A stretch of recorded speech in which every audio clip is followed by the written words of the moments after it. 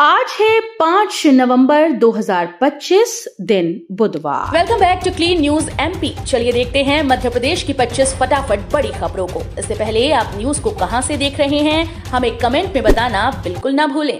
साथ ही हमारे Facebook page को भी फॉलो करें। फेसबुक पेज का लिंक डिस्क्रिप्शन में दिया गया है।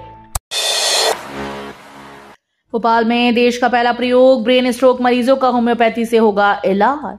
ब्रेन स्ट्रोक के मरीजों के लिए अब नई उम्मीद जगाई है राजधानी भोपाल ने। यहां देश में पहली बार होम्योपैथी के जरिए ब्रेन स्ट्रोक के इलाज पर अध्ययन शुरू किया गया है। कोलार निवासी 40 वर्षीय दिनेश जैसे मरीज जो स्ट्रोक के बाद शरीर के किसी हिस्से की निष्क्रियता झेल रहे हैं, अब इस नई पद्धति से राहत पा सकेंगे।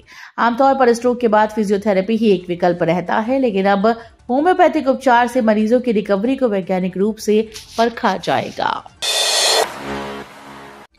मदरसों को लेकर कैलाश विजयवर्गीय का बड़ा बयान, बोले संदिग्ध गतिविधियों पर सीएम से करूंगा आग्रह। मध्य प्रदेश के नगरीय प्रशासन मंत्री कैलाश विजयवर्गीय ने मदरसों को लेकर बड़ा बयान दिया। उन्होंने कहा कि कुछ मदरसों में बाहरी लोग काम कर रहे हैं जिनकी गतिविधियां संदिग्ध पाई जा रही हैं। ये बयान खंडवा जिले के एक मदरसे से 20 लाख रुपए के नकली नोट बरामद होने के बाद आया। विजयवर्गीय ने कहा कि वे इस पूरे मामले पर मुख्यमंत्री से आग्रह करेंगे ताकि जांच और निगरानी की व्यवस्था की जाए। सीएम मोहन यादव ने दिए निर्देश, यूपी मॉडल पर बनेगी नई औद्योगिक भूमि नीति। मध्य प्रदेश में औद्योगिक विकास को नई रफ्तार देने के लिए अब उत्तर प्रदेश की भूमि अधिग्रहण नीति का अध्ययन किया जाएगा। मुख्यमंत्री डॉक्टर मोहन यादव ने उद्योग विभाग के अधिकारियों को यूपी जाकर नीति की बारीकियों को समझने और उसे मध्य प्रदेश में लागू करने के निर्देश दिए। समत्व भवन में मुख्यमंत्री से यूपी सरकार के औद्योगिक विकास मंत्री नंद गोपाल गुप्ता ने शिष्टाचार भेंट की। एमपी में दिव्यांगों के लिए बनेगा देश का सबसे बड़ा पार्क। मध्य प्रदेश के टीकमगढ़ जिले में दिव्यांगों के लिए देश का सबसे बड़ा पार्क बनाया जाएगा। नगर पालिका परिषद ने इस अनोखे पार्क के निर्माण की तैयारी तेज कर दी। ये पार्क जिला न्यायालय के पीछे 6 एकड़ जमीन पर बनेगा और इसमें 21 प्रकार के दिव्यांगताओं के अनुरूप सुविधाएं होंगी। पार्क में ओपन जिम, लूडो, शतरंज, Braille system, music therapy, water therapy, smell garden और टच गार्डन जैसी सुविधाएं उपलब्ध होंगी। बालाघाट में पुलिस और नक्सलियों के बीच मुठभेड़, सर्च ऑपरेशन जारी। मध्य प्रदेश के बालाघाट जिले में पुलिस और नक्सलियों के बीच जबरदस्त मुठभेड़ हुई। ये घटना रूपझर थाना क्षेत्र के केरझिरिया जंगल की है, जहां पुलिस की टीम सर्चिंग पर निकली थी। तभी करीब आधा दर्जन हथियारबंद नक्सलियों ने पुलिस पर फायरिंग शुरू कर दी। जवाबी कार्रवाई में पुलिस ने भी मोर्चा संभाल लिया, जिसके बाद नक्सली जंगल में भाग निकले। घटना के बाद इलाके में 1000 से ज्यादा जवानों को सर्च ऑपरेशन में लगाया गया है। मध्य प्रदेश में बिजली कंपनी का सख्त फरमान, तय समय से ज्यादा सप्लाई पर कटेगा अफसरों का वेतन। मध्य प्रदेश में बिजली वितरण को लेकर बड़ा कदम उठाया गया है। मध्य क्षेत्र विद्युत वितरण कंपनी ने यह स्पष्ट निर्देश दिए कि कृषि फीडर पर तय समय से ज्यादा बिजली देने पर अब जिम्मेदार अफसरों पर कार्रवाई होगी। अगर किसी माह में 10 घंटे से अधिक बिजली दी गई तो ऑपरेटर से लेकर महाप्रबंधक तक का वेतन काटा जाएगा। कंपनी के मुख्य महाप्रबंधक RS जैन ने कहा कि नियमों का सख्ती से पालन जरूरी है ताकि बिजली वितरण संतुलित और पारदर्शी रहे।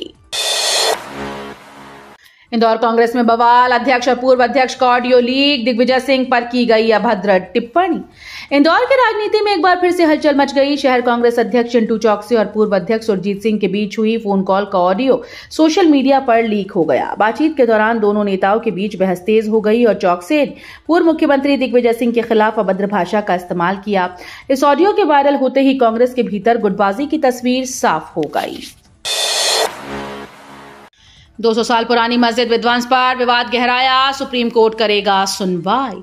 उज्जैन की निजामुद्दीन कॉलोनी में जनवरी 2025 में तोड़ी गई 200 साल पुरानी तकिया मस्जिद पर विवाद बढ़ गया। मस्जिद को महाकाल मंदिर परिसर विस्तार का हिस्सा बताया गया था। अब मामला सुप्रीम कोर्ट पहुंच गया, जहां मोहम्मद तैयब और अन्य याचिकाकर्ताओं ने राज्य सरकार पर धार्मिक स्वतंत्रता और भूमि कानूनों के उल्लंघन का आरोप लगाया है।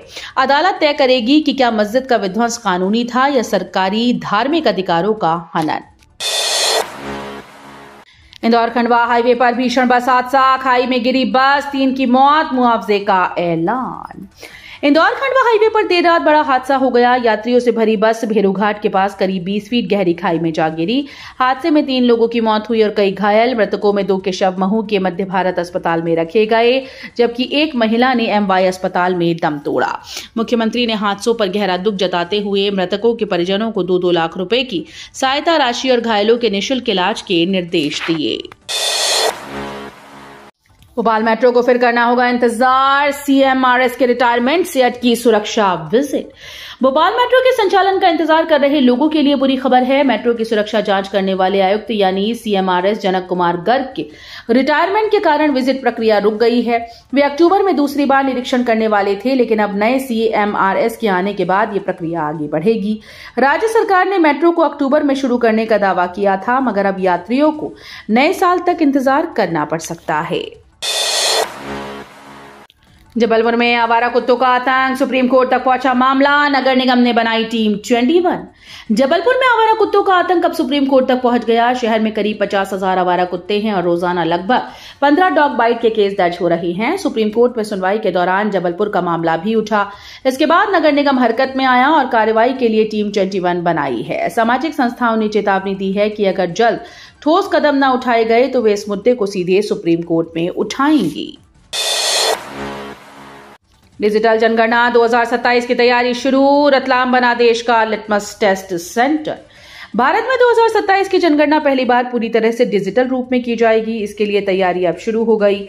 मध्य प्रदेश के रतलाम, ग्वालियर, सिवनी जिलों को पायलट प्रोजेक्ट के रूप में चुना गया। रतलाम में 10 से 30 नवंबर तक 45 गांव में डिजिटल जनगणना की जाएगी।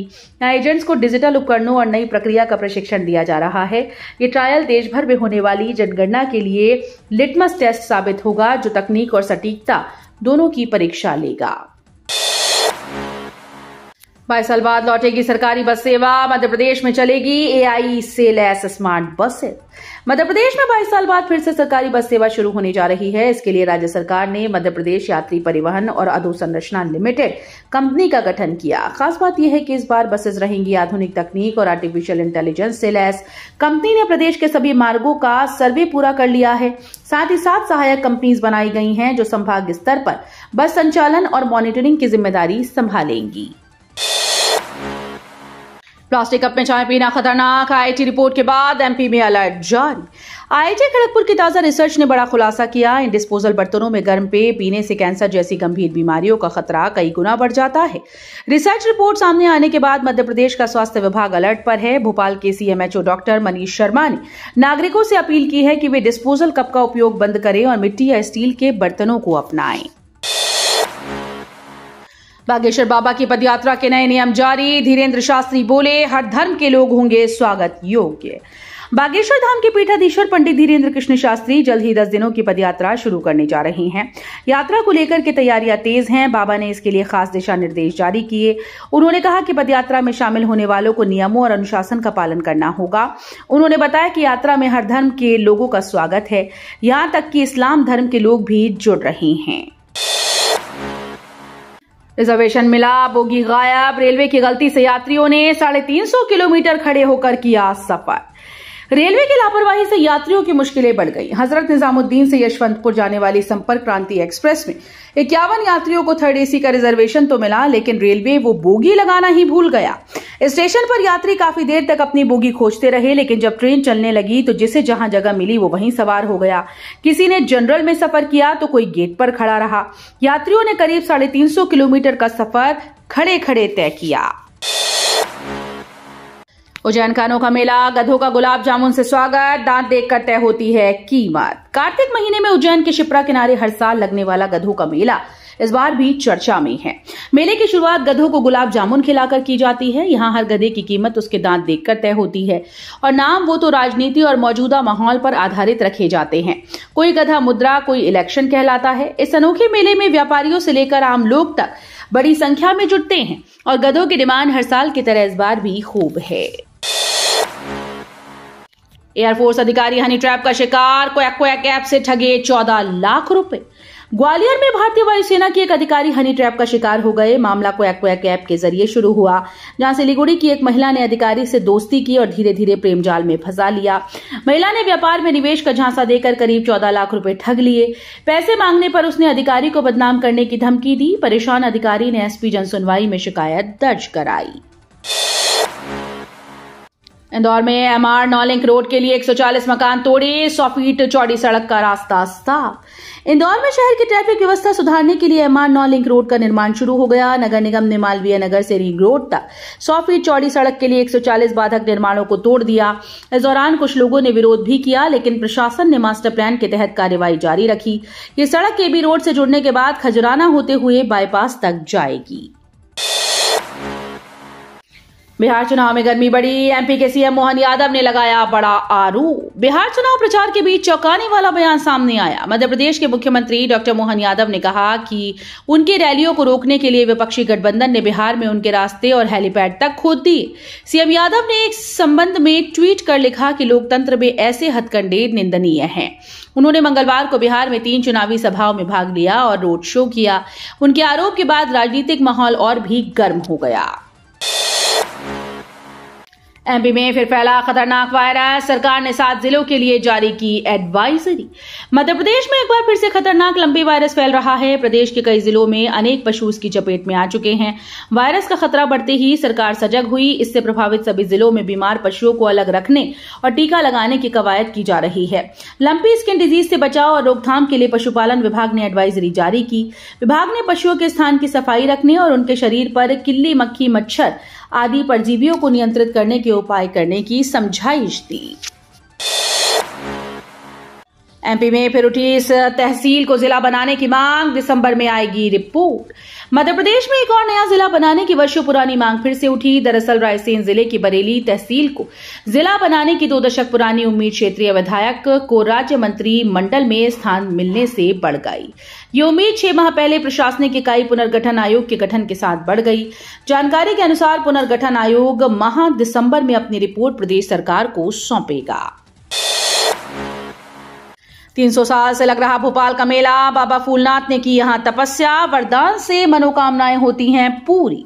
कार्तिक पूर्णिमा पर जिले वासियों के लिए अनोखा धार्मिक उत्सव नजदीक आ रहा है। देवउठनी एकादशी के ठीक बाद भोपाल रोड पर स्थित भापेल गांव की पहाड़ी पर करीब 300 वर्षों से अधिक पुराना फुलेर मेला आयोजित होता है।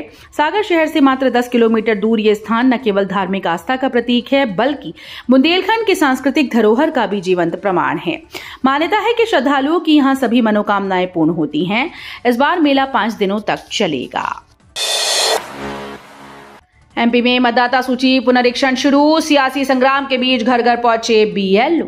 मध्य प्रदेश में मतदाता सूची का विशेष पुनरीक्षण अभियान शुरू हो गया है, जो 9 दिसंबर तक चलेगा।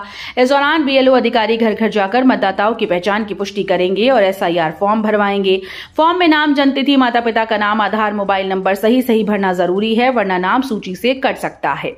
इस बीच कांग्रेस ने इस प्रक्रिया पर सवाल उठाए हैं। सज्जन वर्मा ने चुनाव आयोग पर जल्दबाजी का आरोप लगाया।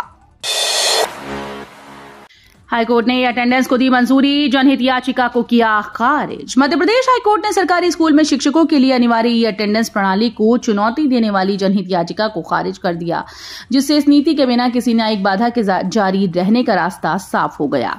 मुख्य न्यायाधीश संजीव सचदेवा और न्यायमूर्ति विनय सराफ की खंडपीठ ने यह फैसला सुनाया कि यह मामला कार्यपालिका की नीति के अंतर्गत आता है और इसमें अदालती हस्तक्षेप की आवश्यकता नहीं है।